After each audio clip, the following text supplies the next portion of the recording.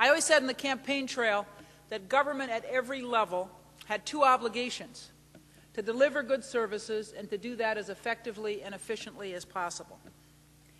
Over the last 100 days, we've worked hard to try to do the things that are critical to pursuing that mission. As Dick said, we focused on fiscal responsibility, innovative leadership, transparency and accountability, and improved services.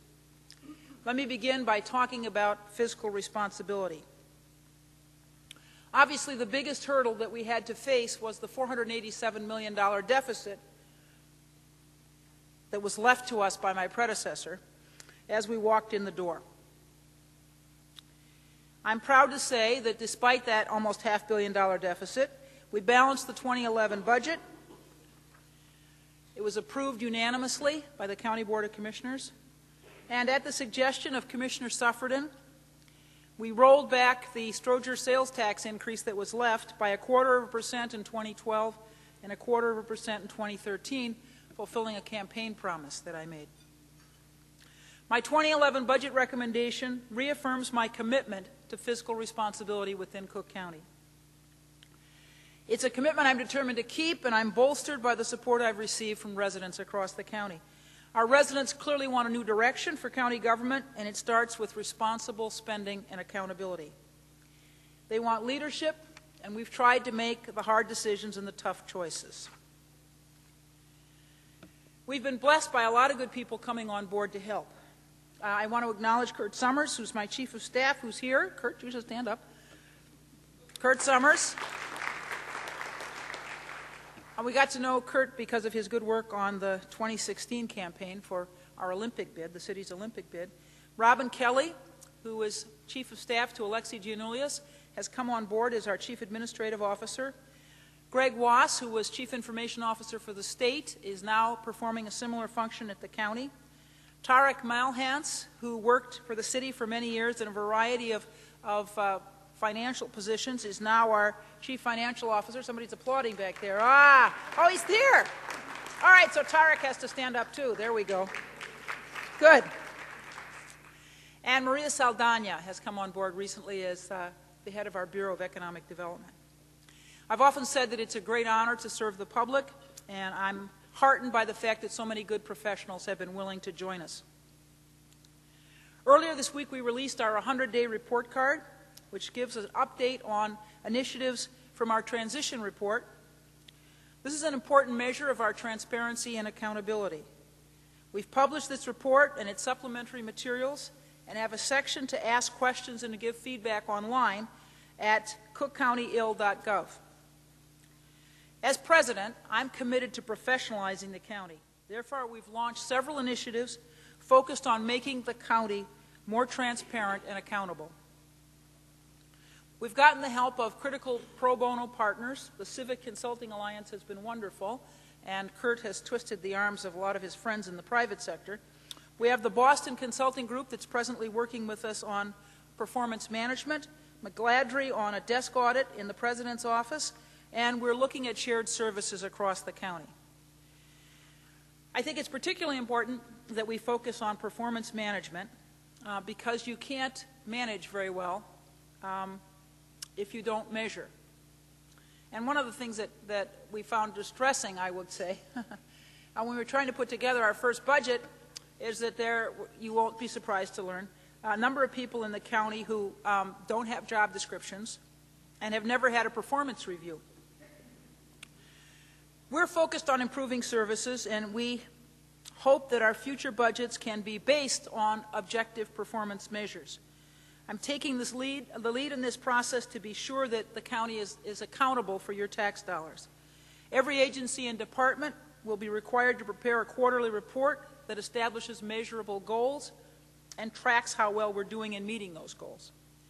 Now, businesses and organizations and municipalities across the country have implemented similar programs and have had great success in improving services to customers and residents.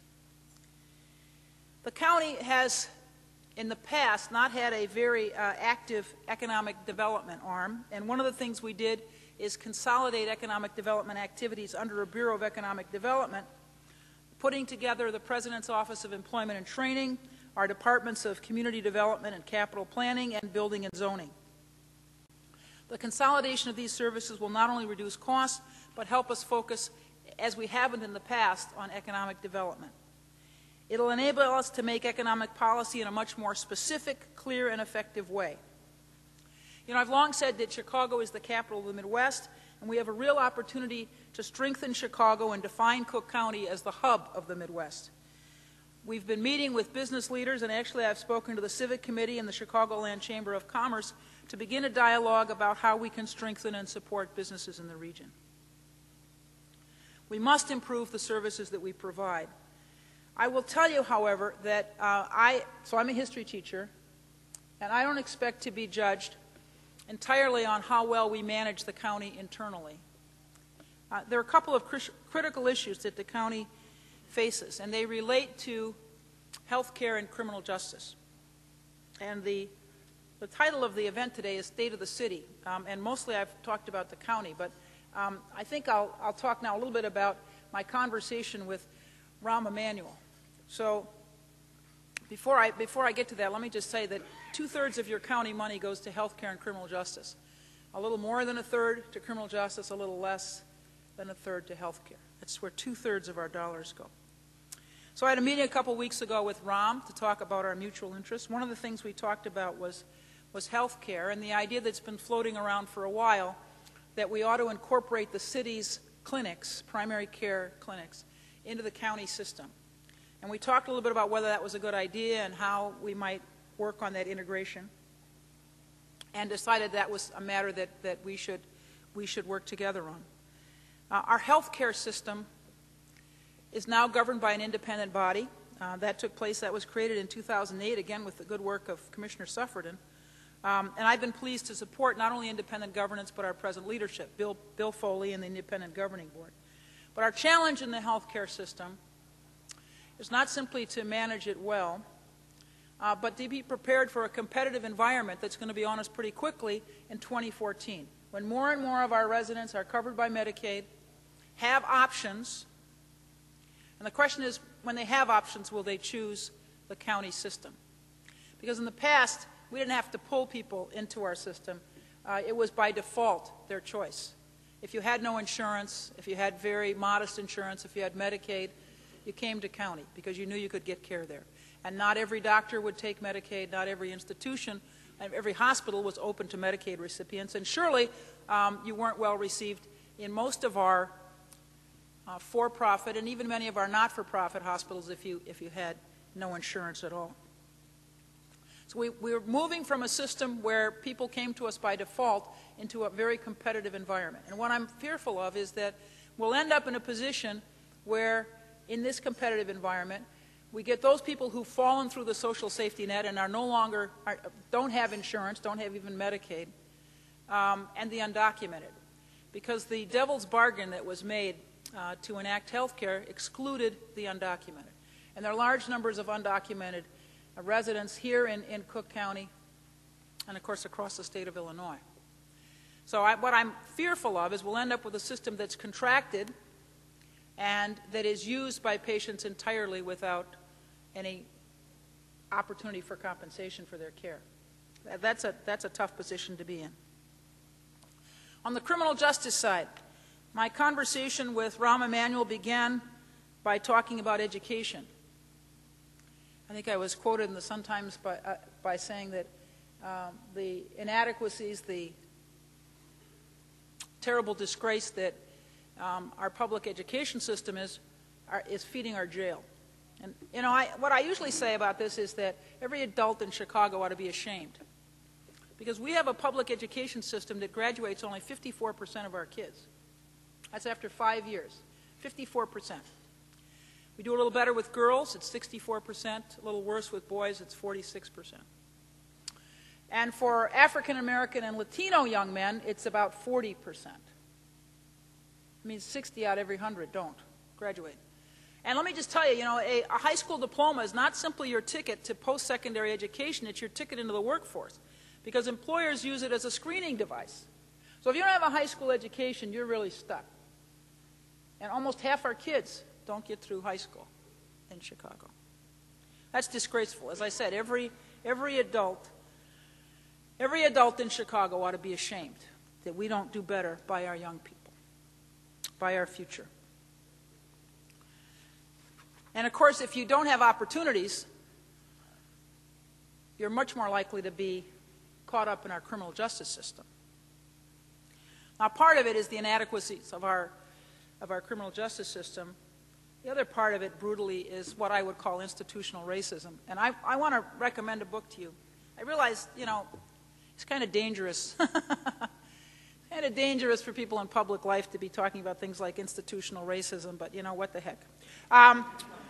So this is the book. It's called The New Jim Crow, and it's by Michelle Alexander. It's a wonderful young woman from Ohio State. And she's written a book that argues, in essence, that incarceration, that the criminalization of communities of color in this country is a way of reinstituting the kind of social control that we had under slavery and Jim Crow. And she makes a very powerful case, let me tell you. If you looked at the newspaper recently, in February, there was a report. We have a commission in Illinois about disparities in sentencing. And they said for low-level drug offenses, if you're African American in the state of Illinois, you're 3 times more likely to go to jail than if you're white for a low-level drug offense. And in Cook County, county in which we live, you're 8 times. You want to hear that again? 8 times more likely to go to jail for a low-level drug offense than someone who's white. This is unconscionable. And if you've ever been to the jail, anybody here been to the jail? All right. So it's almost entirely black and brown young men. That's not the population of this county. It's about 1/3 African American, about 1/3 Latino. But if you go to the jail, you'd think that the only people who lived in the county were African American and Latino. And that says something terrible, not just about us, but this is true across the country. Now, if you go into some of the southwestern states, the predominant population in our jails and prisons is Latino. But right here in Illinois, it's African Americans. African Americans don't use drugs in any higher proportion than other populations. Actually, if you look at it, it's 10 or 11% for both groups, illegal drugs. But disproportionately, we end up in the gears of the criminal justice system, and pretty much ground up in the gears of the criminal justice system. So what I usually talk about is not, frankly, institutional racism, but the ways in which we can look at alternate sentencing for nonviolent offenders. And we're not talking simply about drug users, but shoplifters, people who are arrested for prostitution. We've got a lot of people like that in the jail, and I don't frankly think they're any real danger to themselves or the rest of us. But nonetheless, they're in jail, and it costs us $142 a day to keep somebody in jail. We have about 9,000 people in the jail on a daily basis, so we're spending, give or take a few million, $500 million a year on the jail. That's where your tax money is going, into the jail. If we could do programs, the sheriff has a small program, 200 people, 200 men, where they provide people with substance abuse treatment and behavioral modification services. If they stay clean and sober, they get education and training. This is while they're awaiting trial. And that costs us $93 a day. So it's cheaper for nonviolent offenders. I'm not talking about people accused of murder and rape. I'm talking about nonviolent offenders. It's cheaper to provide them with services than it is to have them sit in the jail. And yet we have 9,000 people a day sitting in the jail. These programs, these alternatives to incarceration, also have better recidivism outcomes. One of the problems we have is people circulating in and out of the jail. And if we look toward these alternatives, we could devote more of our resources to the people who are really dangerous, who are violent criminals. So while I think it's really important that we're focused on improving Cook County internally, we've got these overarching macro challenges that we better deal with as well. I'm hopeful that this organization will continue to care about government, and particularly county government. I've always said that democracy is, at the same time, the best and the most fragile form of government on earth because it depends on an active, involved citizenry. I'm sure in this audience that's something with which we'd all agree. There are multiple ways in which you can communicate with me directly. We've set up a website. It's cookcountyill.gov/efficiency, and we welcome your thoughts, ideas, and expertise. I've tried to talk to you about some of the things that are underway, but I know it's just a beginning. I want a county that promotes opportunity and innovation and demands responsibility and accountability. These are the steps that we must take if we're going to change the culture of county government, but I know that internal change is necessary but not sufficient. We have to address these challenges in health care and our criminal justice system if we hope to have a real impact on county government. Thank you.